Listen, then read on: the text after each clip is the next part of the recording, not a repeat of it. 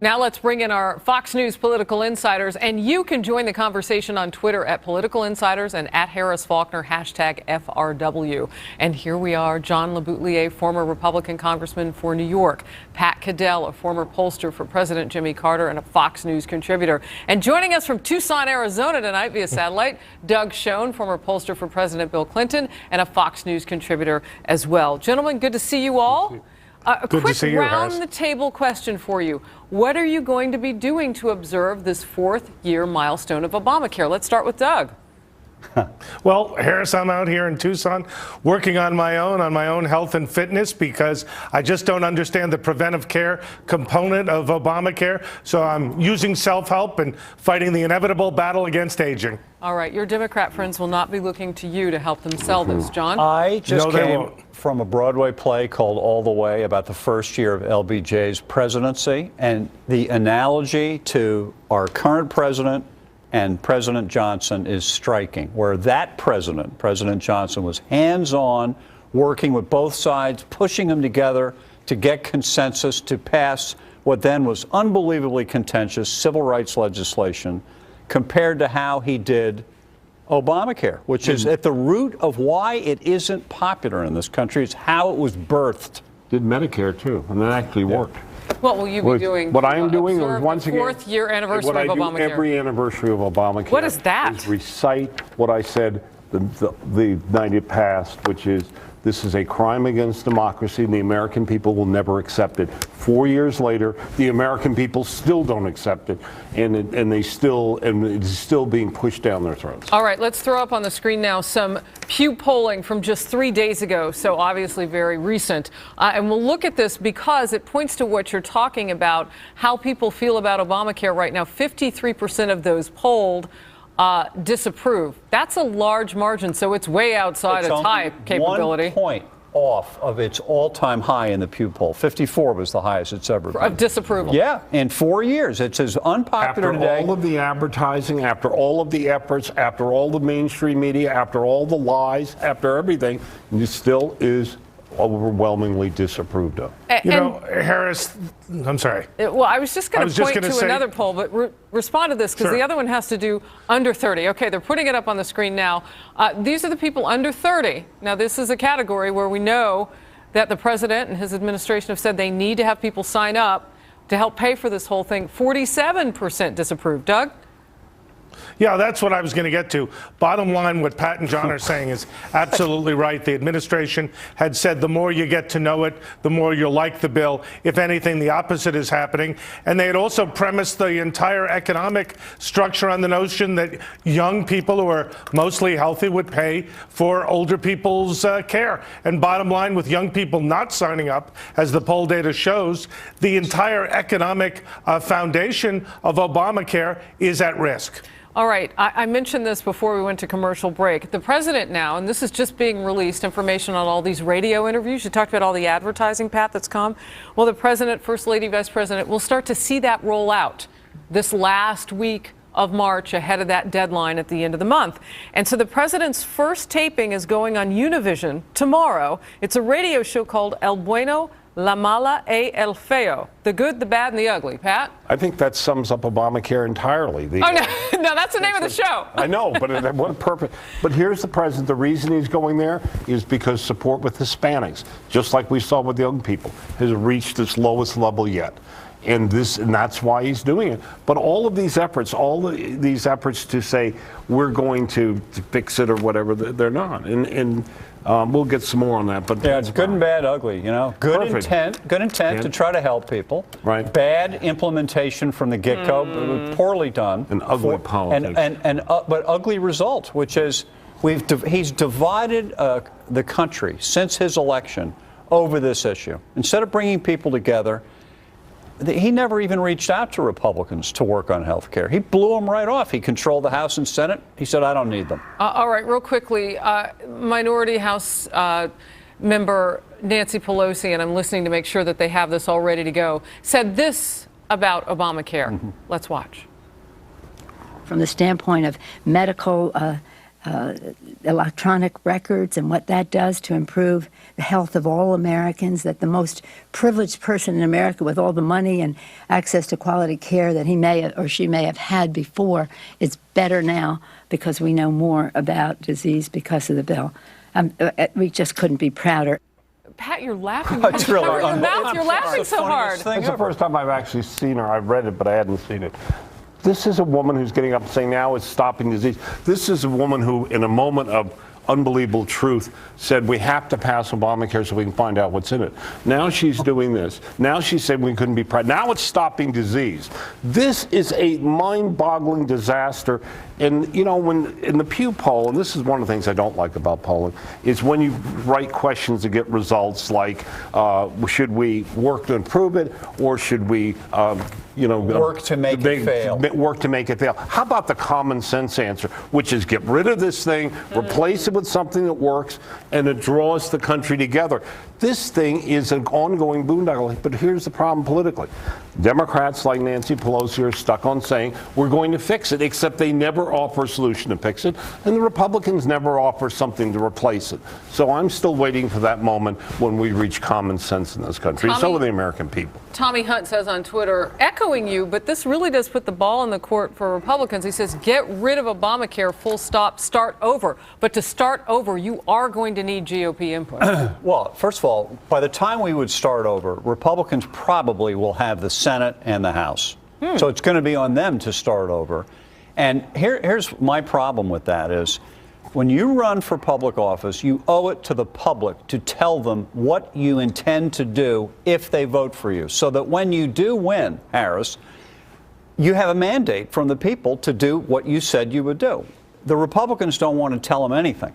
They're going to wake up next November like Robert Redford in that movie, remember? The candidate, and he's going to look around and say, now what the hell do I do? The Manchurian Candidate. All right. It wasn't the Manchurian. It was just called the the Candidate. Candidate. The Candidate, 1970, wonderful movie.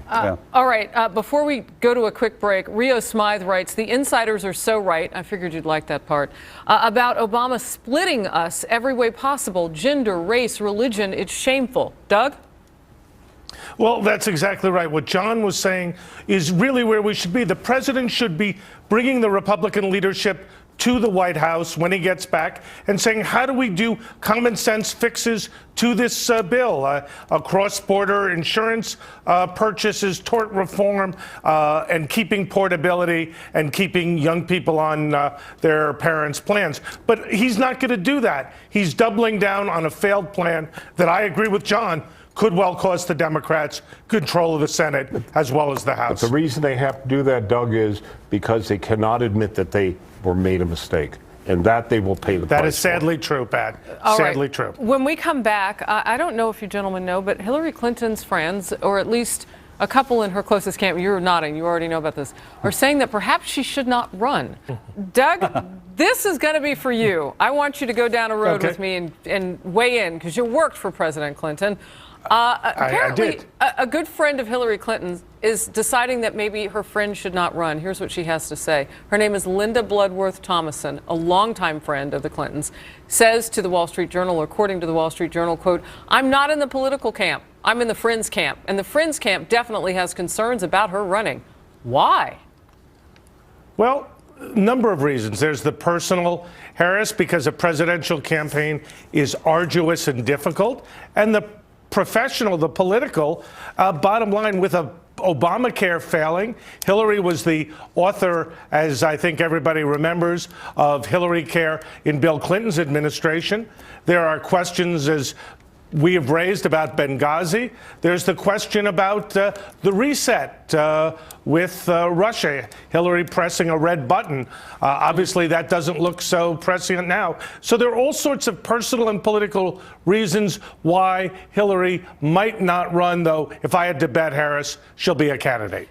John? Well, I think the interesting question is, why is this article in the Wall Street Journal this week quoting Cheryl Mills, Hillary's longtime chief of staff, really close, and Linda and other people? And I know from following the Clintons over the years, if the Clintons do not want their friends to talk, they tell them, don't talk. So she clearly gave these people permission to participate. Why would she do that? I have a theory.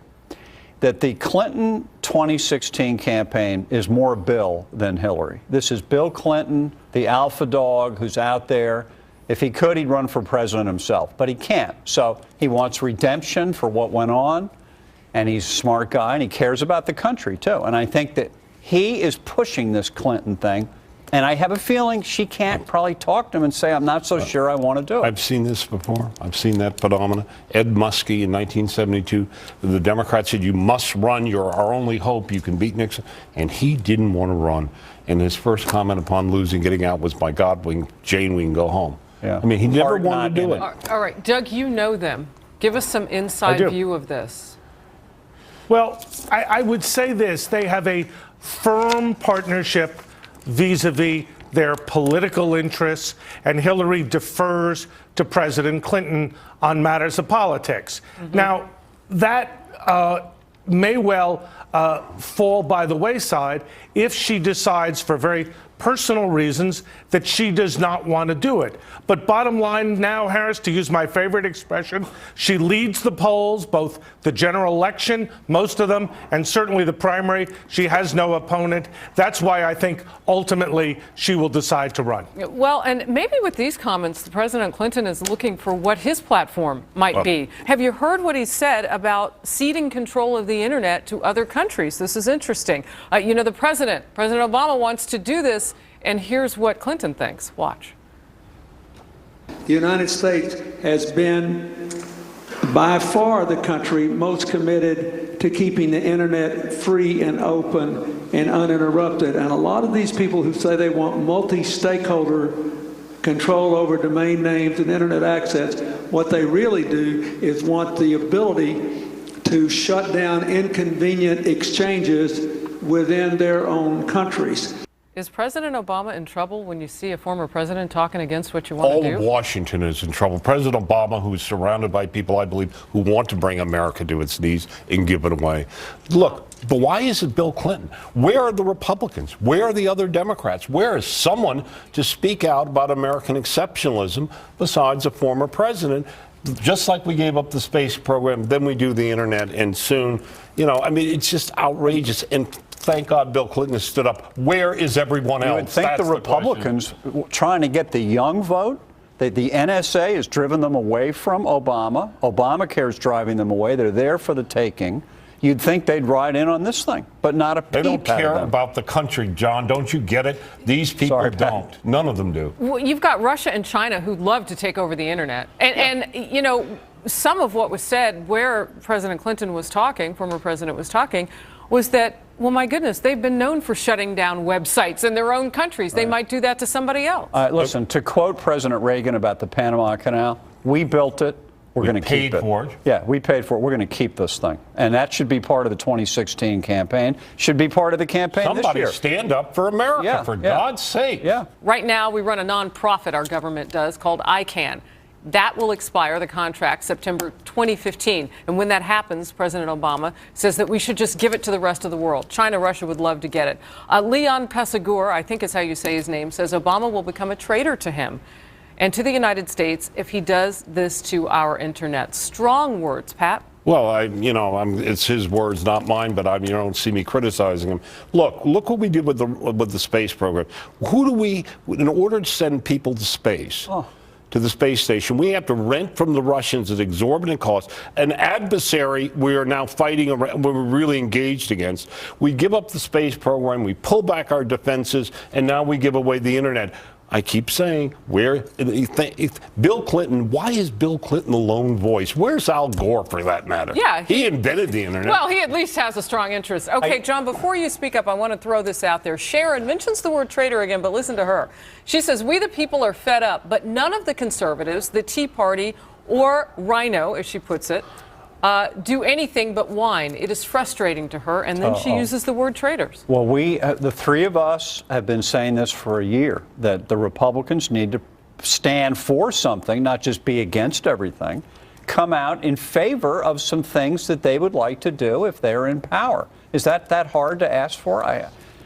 The last great Republican, Reagan, had things he was for. Ms. Patrick Henry writes, and maybe that might not be her real name. She says the Tea Party rose up because America needs to be patriotic, remind all of exceptionalism, and we were called crazy radical racists. Doug? Well, look, we do need to stand up. We are exceptional, as Pat said. But I think the next war will probably be fought as much in cyberspace as it will be through conventional means. And bottom line, we can't give up the internet. We can't voluntarily disarm.